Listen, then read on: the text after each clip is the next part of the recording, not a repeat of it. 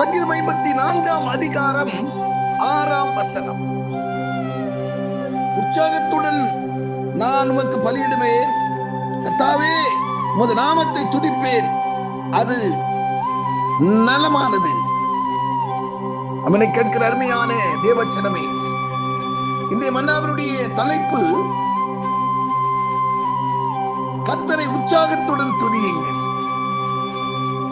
கர்த்தரை துதியுங்கள், கர்த்தர் நல்லவர், அவர் கிருபை என்றும் உள்ளது. ராஜாதி ராஜனை துதியுங்கள், அவர் நல்லவர், அவர் கிருபை என்றும் உள்ளது. அவரை எப்படி உற்சாகத்தோடு துதிப்பது என்று சொன்னால் எப்படி துதிக்க வேண்டுமா? சங்கீதம் 69ஆம் அதிகாரத்திலே 30-31 வார்த்தைகள் சொல்லுகிறது. அவரை பாட்டினாலே துதித்து ஸ்தோத்திரத்தினாலே மகிமைப்படுத்துங்கள்.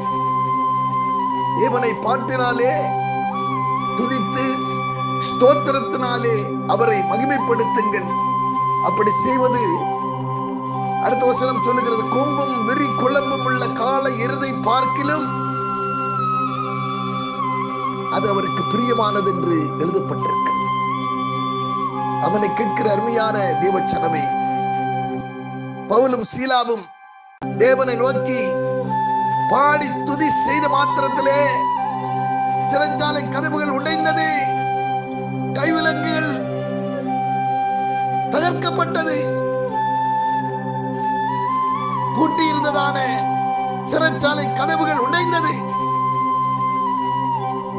கேட்கிற அருமையான தேவச்சனமே,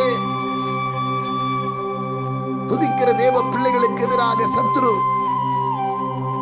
எப்பேற்பட்ட கிரியைகளை கொண்டு வந்தாலும் அவைகளை தகர்த்தறிந்து தம்முடைய பிள்ளைகளுக்கு ஆசி வழங்குகிற தேவனாயிருக்கிறார். யோசபாத் என்கிற ராஜா தனக்கு எதிராய் வந்த லட்ச வீரர்களுக்கு முன்னாலே துதிக்கும் சேனைகளை நிறுத்தினார். அவர்கள் பாடி துதி செய்ய தொடங்கின போது யூத கணத்துக்கு எதிராக வந்த லட்சம் பேர் ஒருவரை ஒருவர் வெட்டுண்டி அவர்கள் மடிந்து போனார்கள், பிணமாய் கிடந்தார்கள்.